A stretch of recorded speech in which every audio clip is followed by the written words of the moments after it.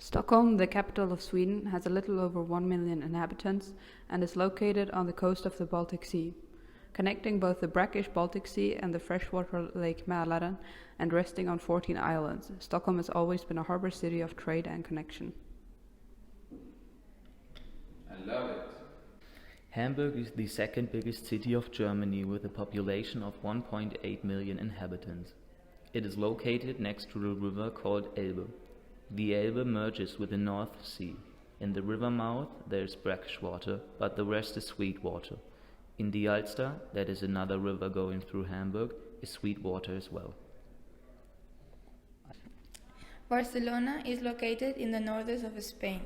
It is the capital and the largest city of the autonomous community of Catalonia, as well as the second most populated municipality of Spain. Its population is around 1.7 million inhabitants, and it has more than 5 million of tourists every year. Venice is situated in the northeast of Italy, in a group of 118 islands located in one of the largest brackish lagoons, with a key ecological role in the whole Mediterranean Sea. The population is approximately 54,000 inhabitants, with 25 million tourists every year. These four cities are very different, but have a lot in common as well. The goal is to use the difference in perspective to find new conclusions. This is the sea connection. Our topics are invasive species, plastic waste, and migration. Europe is surrounded by vast oceans. For centuries, the ecosystems have been undisturbed until now. We are seeing an increase in the number of invasive and migratory species due to globalization and global warming. The increase of invasive species is causing more and more harm to the indigenous species and to the environment. Invasive species are non-native species to an ecosystem. They have a tendency to spread quickly because of the lack of a natural enemy in the new inhabited zone, thereby replacing the native species. Migratory species usually travel seasonally for long distances to reproduce, but due to global warming, the migratory species are changing their migrating routes further and further north to colder waters. There are many ways how invasive species can get introduced to a new ecosystem, but you can categorize all of the ways into either an accidental release or into a human involvement. If we take a closer look at the accidental release, it usually happens through maritime traffic. It's the ballast water inside the ship that is discharged into the ocean once the ship arrives to the port, which can contain a lot of different species, both animals and plants. Different species can also stick onto the bottom of the ship, although these are usually cleaned before the ship reaches a new ocean or sea.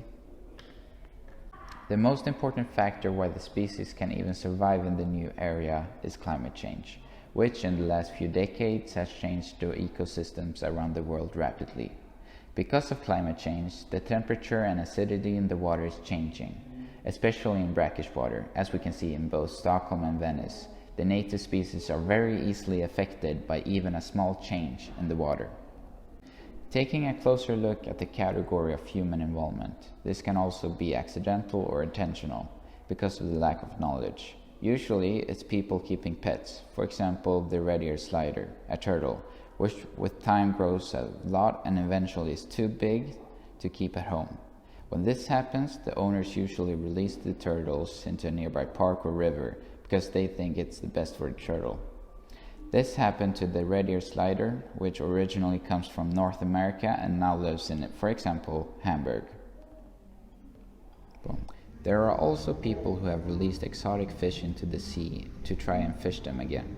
Big aquariums also need to be careful when they are cleaning their waters, so they don't release any of the species into the drainage so they don't eventually end up in the ocean.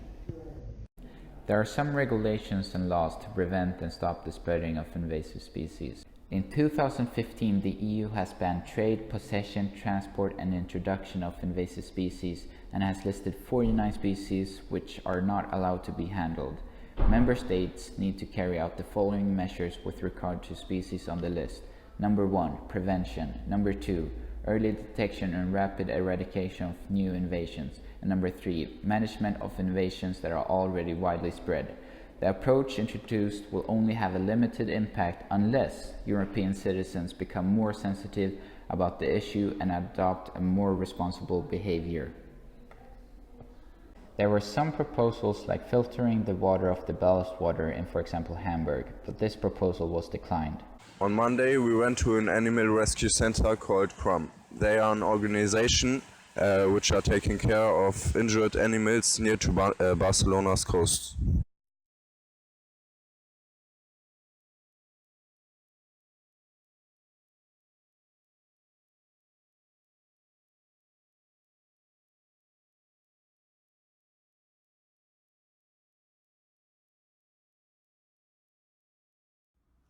The sea as a migratory pathway. Have Europe's immigration policies failed? The sea has always been important for migration, whether it be immigration from Europe to America or, more recently, immigration from Africa to Europe. Nowadays, immigration through the water is perhaps most common in the Mediterranean. Refugees come from all over Africa and the Middle East to find safety, peace, or a better life in Europe. They mostly land in one of three countries, Spain, Italy, and Greece, before moving on further into Europe. Especially since 2015, immigration to Europe has increased dramatically, forcing Europe to decide how to react, but the reaction was by no means as cohesive as one might have hoped. Opinion differed on how to handle the situation, with some arguing to take in more or less immigrants. But attitudes towards immigration have gotten less and less positive in most of Europe since 2015, which creates a difficult task for the EU: how to take in fewer migrants without causing harm to those which aren't allowed to entrance. Spain didn't agree to take in the number of immigrants the EU assigned them in the first place, and now ships from non-governmental organizations that help migrants are no longer allowed to bring immigrants to land. Italy too has closed its border to migrants and made a deal with Libya in 2015 to curtail further immigration. The EU has always made a deal with Turkey in 2016, paying them to halt immigration between Turkey and Greece. Germany, which has accepted a large number of immigrants, has introduced sporadic border controls and an upper limit to immigration, 200,000 people per year. Sweden has gradually opted for increasingly strict asylum policies, only allowing refugees temporary residencies since 2017 and not allowing them to bring their family with them into their country, and has also increased security at its borders. At the same time, the EU is still spending large amounts of money on immigrants, building homes and engaging in rescues on the Mediterranean. This shows there is still goodwill left, but as parties which are skeptical towards immigration gain power across Europe, these actions are getting increasingly rarer. The default immigration politics in all of the mentioned countries have gone from very immigrant-friendly to rather anti-immigration. But even while opposition to immigration has grown, so has support. There are deep ideological divides as to how to deal with the immigration crisis, but no one solution seems to be able to gather enough support, and meanwhile the problem persists.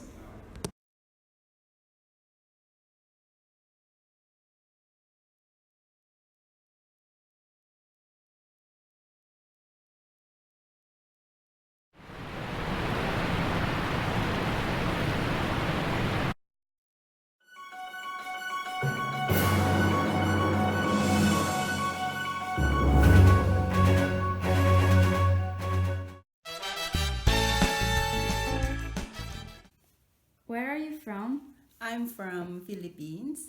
And when did you arrive in Italy? I came last December 8, 2009. Did you feel welcomed when you first arrived here? Yes, of course, because Venice is amazing place for me. Where are you from? I'm from Texas. And how long have you been here? I've lived here for almost 12 years. Do you know other people from your country? Yeah, I know a few Americans who live in Venice. Do you feel safe and at home here? Yes, I really like living in Venice. I have lots of friends here and husband, a dog. We are going to tell you a story. Our society wants us to use brands that for most of the people are important, and that's why we use bad materials. They pollute beaches, mountains, and all the world. Also, the nature and the food we get are getting more and more like plastic. And finally, the whole humanity became plastic. Now, think about that, please. This is not the only thing Europe is dealing with. Plastic is another big problem. This material is now one of the most used in our lives. As we can see in this graphic, the usage of plastic has been increased since 1971, and now that we are in 2019, that it will be like here, we pass the 400 millions of tons of plastics in a year. At first, this didn't seem to be a problem, but now we're having to face lots of consequences. One of the problems is that because plastic ends in the sea, animals which pick their food from there eat plastic instead of their food because they confuse it, and they end up dying. And another problem is that fish eat microplastics, which are small particles of plastic. These microplastics are very bad for our organism because they have very toxic substances that can affect us. And the last problem is the underwater pollution, and this affects us because we pick the water to drink from there, and every day is more polluted. Now that we have established that there is a problem, we need to find the source. And per usual, it is humanity. Microplastic pollution comes from different sources. One of the sources being clothes that we use that have plastic in them, or products like face scrubs that come into the water through the sewage. And although there is a cleaning through the wastewater plant, there still is microplastic in the water. What also happens is that we have storm sewers, so things that are on the street that come through the sewer, we get into the river as well. What happens is then smaller animals eat that, and then bigger fish eat that, and we eat the bigger fish, which ultimately affects us. Humanity has caused this problem upon itself, and it has to deal with the damage it has done now. Now that we as humans have finally realized that, the European Union has proposed a set of reforms and bans to improve the situation. Their main goal is to prevent more plastic from getting into the oceans, and then as a secondary step they want to reduce the amount of plastic that is already in the seas. A total ban is proposed for single-use plastic items for which alternatives and other materials are already available, such as cutlery, drink stirrers, or certain types of plastic bags. For the rest, a range of other measures were approved. For example, the application of the polluter pays principle, or attempts at raising awareness in the population. In addition, EU countries should collect at least 50% of lost fishing gear per year and recycle 15% of it by 2025.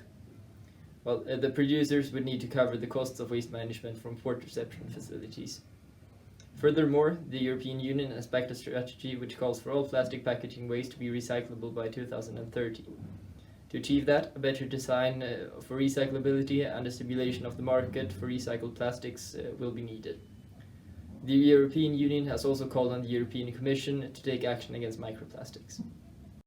And now we have some tips for you how you can easily reduce your plastic consumption in your daily life, because it all starts with you. Just always remember the 3 R's: reduce, reuse and recycle. Recycling starts at home, so you have to separate your trash in organic waste, plastic and paper, so you can dispose your trash correctly.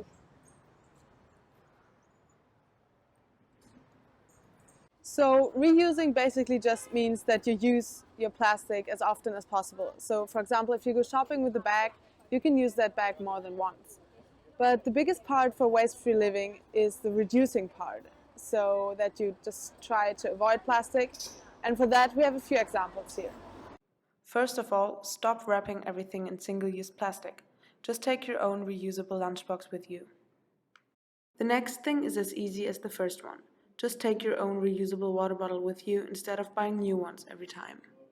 And also in shops, you can reduce your plastic consumption. Bring your own bags instead of using the ones from the shop. Or, for example, in a bakery, it's easier to not use a bag at all. Other things are to not use products like coffee to-go cups at all. And to go for the unpackaged goods in supermarkets instead of the wrapped ones.